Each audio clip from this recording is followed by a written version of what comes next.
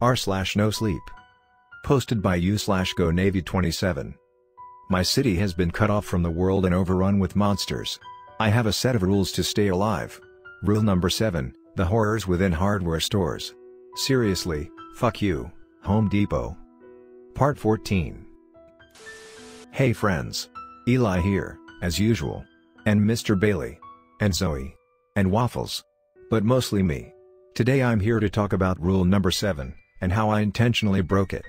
Because that's how I spent the last week, planning to break one of my rules, a rule that I made to stay alive, mind you, on purpose, and then actually doing it. In my defense, Zoe encouraged me. And it really did seem like our best option at the time. Let me back up. First of all, because you all seem to be taking great delight in me and Zoe growing closer, I'll just go ahead and say what you probably want to know. I've slept in Zoe's bed with her every night since we found the door in the dome. And yes, it's still just sleeping. I'm not a creep. Honestly, I think it just comforts both of us to be able to reach out and know that each other is still there, still breathing, and still safe. I know it comforts me. It's so much better than going home and worrying all night that she won't be there in the morning when I go to meet up with her again. Also, to be fair, it is safer for both of us to spend as much time as possible in the soundproof, camera-less room. Rule number 12. I didn't break that one. After that first night, Zoe talked to Waffles. I went back to my place and gathered up most of my stuff to move to the bookstore while she did this, because we'd come to the unspoken agreement that I'd basically be living there from now on. Partially because it was going to be a long conversation, too, since Waffles can't talk, it's a lot of yes or no questions and noises that only Zoe knows how to interpret. Plus he's kind of shy, and I think he'd prefer just be Zoe anyway. By the time I got back, they'd had a whole talk, and Zoe was sitting in one of the chairs, reading The Green Mile. When Mr. Bailey and I walked in, my packed duffel over my shoulder, she leapt up, tossing the book back onto the chair behind her. "Come on," she stage whispered, grabbing my hand and pulling me up the stairs. Mr. Bailey trotted up after us, and once he'd followed us into the room, she quickly shut the door behind him. First things first, do you know the last line in The Green Mile? It's so damn good. We each owe a death, there are no exceptions, I know that, but sometimes, oh God, the Green Mile is so long. She sighed. Just awesome. I stared at her blankly, and she rolled her eyes. Trust me, it's good. Have you read any books? I read all of the Harry Potter and Percy Jackson books when I was a kid, I said helpfully. Anyway, about Waffles? Waffles doesn't remember many details. He hadn't been alive very long, you know, and everything seemed so overwhelming. But he knows it was a room with white walls. I showed him some photos and he thinks they were concrete. He was packed in there with a whole herd of wolfpians, Brents, right? I nodded. There was a noise like machinery, and some shaking, and then a big door opened ahead of them, and they emerged out into the city. At the edge of the dome? I asked. He doesn't remember where, she said. It was all so crazy those first few days, and they covered a lot of ground. He tried really hard, but he can't remember. That's okay, I said, doing my best to keep my disappointment at bay. It wasn't Waffles' fault, besides, he was still giving us a pretty decent lead, all things considered. We'll just have to think about this logically. Concrete, big doors, possible machinery. We both sat in silence for a long moment, Zoe absent-mindedly stroking Mr. Bailey's fur. Finally, she jerked her head up in realization. A hardware store, she said excitedly. Think about it. He could have heard any of the appliances or tools they have. And a warehouse fits the description. Plus, they're always full of monsters.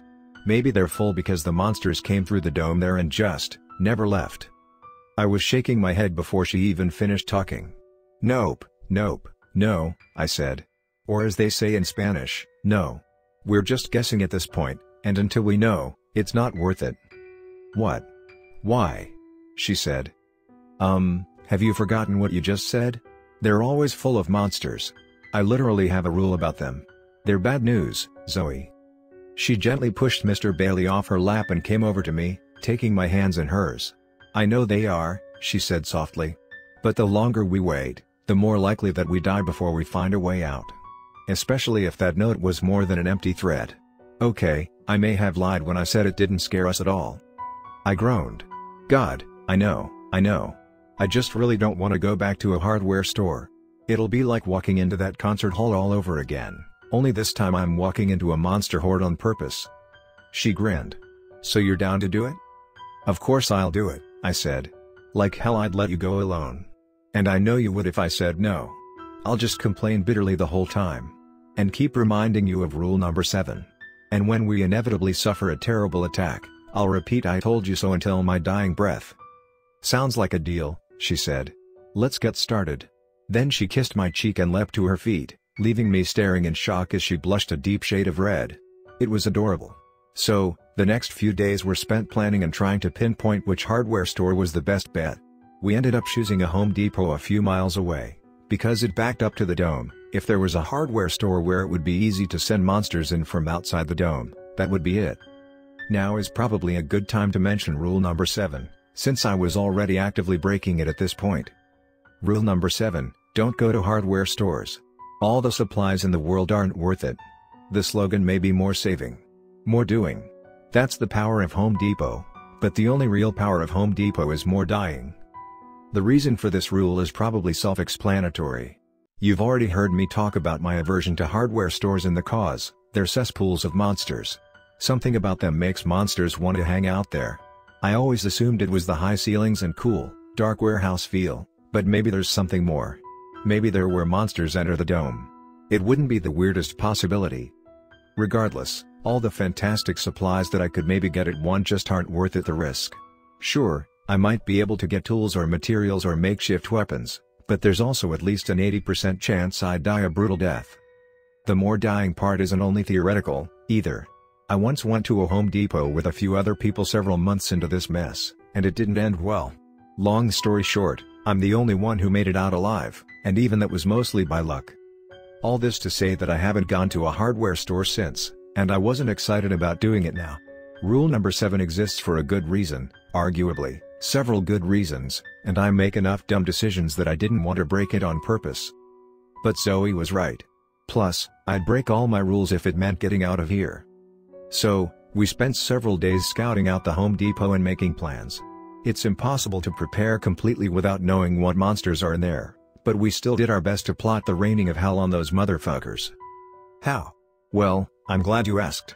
My duffel filled with Molotov cocktails and makeshift bombs, turns out they're surprisingly easy with a little research. Extra knives on both our belts, good for throwing, bulletproof vests. We raided a police station, which was totally decimated but had a few intact vests and pistols under the rubble. We took them all. I mean, hey, the police won't be needing them anymore. What are they gonna do, arrest us for stealing from them? They're dead. By yesterday, we felt we were ready as we're ever going to be, which meant it was time. We went in the late morning and stood there outside for a minute, the four of us. It's one thing to talk about it and another to do it, after all. Finally, I broke the silence by saying, "Well, I'm ready to kick some monster ass. You ready?" Zoe nodded. Waffles made a little whine sound that I'm 90% sure means yes. And Mr. Bailey chirped, which I'm 100% sure means yes. "Great," I said. "Let's do this thing and hopefully not die trying." So we walked in, vests on and knives pressing into our thighs and my duffel heavy over my shoulder. Zoe held her axe tightly, and I gripped a pistol in each hand. They're still not my favorite, but I've been making a real effort to get better at using them. My progress is pretty impressive, if I do say so myself. And yes, we simply walked in the front door. The other option was through the garden center, which was a horrible idea, because it was guaranteed to be full of Sandras, and even though we had earplugs and 2 pairs of noise-canceling headphones with us, the singing if we went that way would alert the entire store's monster population to our whereabouts immediately. No thank you. We don't need any help giving ourselves away. Now, let me give you a little glimpse into our thought process here. There shouldn't be any Ashleys here, because there was no food. It was pretty safe to bet that there weren't any Dylans, since they're almost always outside and at night, or any Mikes, since they're rare as hell. We were probably safe from MJs, since they generally target people who are alone, and as long as we stayed out of the garden center, we shouldn't see any Sandras. This means that our biggest concerns, and the ones we'd planned for the most, were Caleb's and Brent's. Luckily, they can both be killed by various means of brute force and violence.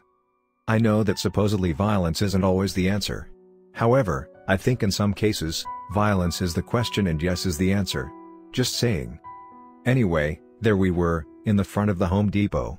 It was pretty dark, because all the lights had been broken or worn out months ago, We could only see the shadowy aisles by sunlight, streaming in through the once large windows and now large holes in the front wall behind us. Zoe had a flashlight, but we had agreed we'd only turn it on when we got closer to the back of the store, where the sunlight didn't reach, in order to avoid drawing monster attention for as long as possible. Everything actually went pretty well for the first 5 minutes or so. Might be a new record. Zoe and I walked slowly side by side, taking cautious, quiet steps and constantly scanning around us for movement. Mr. Bailey was on my shoulder, his head on a continuous rotation, but he was quiet. I hoped this meant there weren't any monsters extremely nearby. Waffles walked behind us, and he too was on the lookout, though I think he may have been focusing more on being quiet, since he's not exactly built for stealth. We were beelining for the back of the store, since we figured any door would be there. Where the store's walls nearly met up with the dome, there was a gap of only a few feet between them, if that. And we knew we didn't have limitless time before monsters realized we were here, so checking the most likely place first seemed like the logical thing to do. And it probably was, but unfortunately for us, we didn't have much time to investigate the back wall before things went to shit. We had been there for all of 2 minutes. Zoe had her flashlight on and was shining it up and down the wall, looking for anything weird. "Does this look familiar at all?" she whispered to Waffles. He made a little whining noise, but before Zoe could translate for me, Mr. Bailey suddenly started meowing his head off. And, well, we all knew what that meant. Zoe, Waffles, and I spun around, and by the beam of Zoe's flashlight we saw a flash of movement behind her shelf. It was too quick to tell what it was. Between Mr. Bailey's meows, I was now beginning to hear scuffles and growls, and my heart dropped, because I wasn't just hearing one growl, it was a chorus. Another blur of movement in the shadows, and Zoe swung her flashlight but wasn't fast enough to catch it. Another one, but this one to our left, at least 15 feet away from the first. And another. And another. Zoe stopped trying to aim her flashlight in time and set it on the ground, giving us some light but leaving both her hands free. I slowly set my duffel on the floor between us, keeping my eyes on the movements in the shadows as I unzipped it with one hand. I opened the flap, revealing the dozens of homemade bombs inside, and straightened back up. Zoe and I looked at each other, and I could tell we both thought we were as ready as we'd ever be, plus the noises were growing louder, and the movements were getting closer. I swear I could see eyes glinting in the aisles. So I gripped my pistol tighter and yelled, "Come on, then, cowards. What are you waiting for, an invitation? Well, here it is. Come and get us." Now, I don't think they understood me, although at this point, who knows? But my voice sure got their attention, and as soon as the last word had left my mouth, they were charging us from all directions. I barely had time to register what they were, some mix of Brent's and Caleb's, I think, before I was fighting for my life. Zoe had shifted her axe to one hand and was swinging wildly with it to keep them at bay while she ducked and grabbed bombs in her other hand, throwing them as quickly as she touched them. I followed suit, squatting, throwing, squatting, throwing. Only a few seconds later the first few exploded, the store lit up in brilliant flashes of fire and monster guts. These weren't super fancy bombs or anything, obviously, but I'll be damned if they weren't doing the trick. Sweat was dripping down my face, both from the rapid squats and throws, and from the heat of the explosions. At least there was more light now. Between burning monster carcasses and a nearby shelf that had caught on fire, I could see much better than I had with only the flashlight. We kept going, and for a few minutes, it was working. The bombs exploded on impact, so even our aim didn't matter that much. Whether they hit monster flesh or the floor, they'd detonate just the same, and any nearby monsters would suffer the consequences. Howls and screams filled the air as Caleb's and Brent's were set aflame, or injured by the shock waves, or blown to bits entirely. The bombs were small scale, but they were big enough to take out a few monsters per bomb, especially those that happened to land conveniently. And sure, we were suffering too. We weren't that far from the blasts, after all. Monster blood and bits sprayed across my clothes and face, and I could feel my skin beginning to blister from the heat. My shirt was drenched with sweat. A quick glance at Zoe revealed that she was feeling the same effects. Her hair and shirt were soaked, her skin was red and even peeling on her hands. But hey, we were mostly killing the monsters before they got within a dangerous range, and those that were sneaking through, we were able to finish off with a couple of axe swings or bullets to the head. So all things considered, we were doing better than we would have if we'd been fighting them directly. Except that we then ran out of bombs. We'd made as many as we could in a week, but it turns out, we would have needed a year to make enough. Zoe and I simultaneously reached for the duffel to grab another bomb, only to feel nothing except the bottom of the bag in each other's sweaty hands. We looked at each other. "Fuck," I said. "Fuck," she agreed. The smoke left behind by the explosions filled the air in front of us. As it began to clear, we saw just how screwed we were. Over the body parts and shrapnel fragments, emerging from the smoke, came more hordes. Caleb's and Brent's, climbing over their fallen buddies like it meant nothing, and so many of them. We may as well not have just blown up like 50 of them. They were advancing in something of a semicircle around us, backing us up to the wall. "We have to clear a path to get out of here," said Zoe. I pulled out my second pistol. "Bring it," I said. I looked to Mr. Bailey and added, "Well, we might die." "I love you, buddy. Let's do this," he chirped in response. I liked to think he was saying that he loved me too. Then I looked back to Zoe, and I wanted to say something similar to her. I did. But with her it was harder. I opened my mouth to say it, but she simply winked at me, gripped her axe, and yelled, "Die, motherfuckers!" before charging forward to meet the monsters. Well, I guess my only option was to make sure we didn't die, so that I didn't have to regret not telling her something before we kicked the bucket. "What she said?" I yelled, taking aim and firing both pistols at once. One hit a Brent in the chest and the other nailed a Caleb in the head, slowing both of them down enough for Zoe to axe them. Beautiful. Waffles got in on the action too, and honestly, he might have been the most helpful of all. He fucking decimated several of his fellow Brents in the blink of an eye. Mr. Bailey jumped on the nearest Caleb and started scratching the ever-living hell out of its eye holes. Even in the insanity of frantically firing more bullets, I was able to feel grateful that I wasn't alone. Mr. Bailey had always been great, but having a whole team was even better. At this point, I had emptied both my pistols and had to pause to reload. The whole time, I glanced up repeatedly, worried about Zoe. But Waffles had her covered. I saw a Brent try to stab her with its scorpion tail, and it got awfully close. Waffles let out a terrifying roar and leapt onto that Brent, tackling it to the ground and ripping out its throat. A Caleb got close enough to me to claw up my arm as I reloaded, and I groaned as blood welled up in the long scratches. But now I was ready to fire. I raised the pistol, aimed, and shot the Caleb right through its eye socket. It screeched and fell back, and I followed, firing another 4 shots into its head. Thick purple liquid oozed from the bullet holes.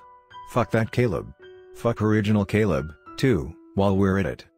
The battle was still raging all around us, but by now we were making some progress, and the monster numbers were lessening. A path was emerging along the wall to my right. We could run and check the wall at the same time. "Zoe. Waffles. Come on!" I yelled, gesturing wildly at the gap in the monster horde by me. Zoe axed another Caleb and glanced back at me. She seemed to put it together quickly enough to act. She ducked to avoid the claws of a Brent and raced over to me, taking off along the wall, holding her axe between her and the monsters. Waffles tore apart the Brent that had just swung at Zoe. I think he took any monsters attacking her as a personal offense, and began to back up towards me, still biting and swiping at any advancing monsters. When he reached my side, he didn't follow Zoe, though. Instead he made a whining noise. And I swear that this time, I knew what he meant. He wanted me to go first. He'd wait and come last. He'd hold them off. "Thank you," I said sincerely. "You better be right behind me." Then I was off, Mr. B hot on my heels. I couldn't see Zoe ahead of me in the dim light, but I figured I'd just follow the wall and hope she'd done the same.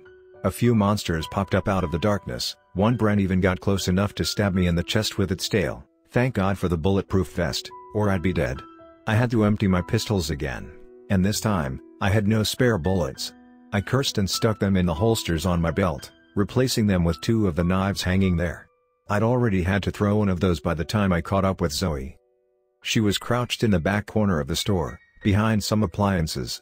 She looked up in alarm, her axe raised, when she heard me approaching, but sighed in relief when she saw it was me. I crouched low beside her. "There's nothing here," she whispered. "No doors, nothing weird along the wall, nothing.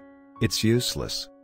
"Okay, well, let's book it out of here then," I said. She shook her head. "We can't. Stand up." I cautiously did, and realized that from here, I could see the front door. Even though we were in the back, enough shelves had been destroyed or knocked over, or set on fire, that I could see the door and the sunlight streaming in through the holes that used to be windows. Well, that's not exactly true. I couldn't see the door. I could see where the door was supposed to be. But I couldn't see it because it was blocked by yet another herd of monsters, who weren't moving towards the explosions, but were instead waiting patiently, lined up like an army ready for battle in a Lord of the Rings movie. And there was no way we had enough firepower or energy left to get past all of them and fight our way out through that door. "Fuck," I said. "Fuck," Zoe agreed. There was a commotion behind us, and I spun around, heart beating in my throat, but it was Waffles. We both sighed in relief. "Well," I said. "I hope you like flowers, Waffles, because it looks like we're going through the garden center." He didn't seem pleased, but we had no choice. It was the only other exit. Zoe and I each quickly put in earplugs and then noise-canceling headphones over those, readied a couple of Molotov cocktails stashed in our pockets, and made for the garden center. I won't get into the details here, but it went how you'd expect.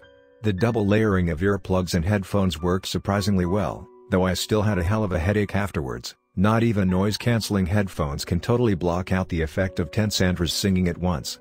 There was some fire, some knife throwing, and again, Waffles crushed it. He tore apart a few of them, leaving shredded mushrooms as the only sign they'd ever been there.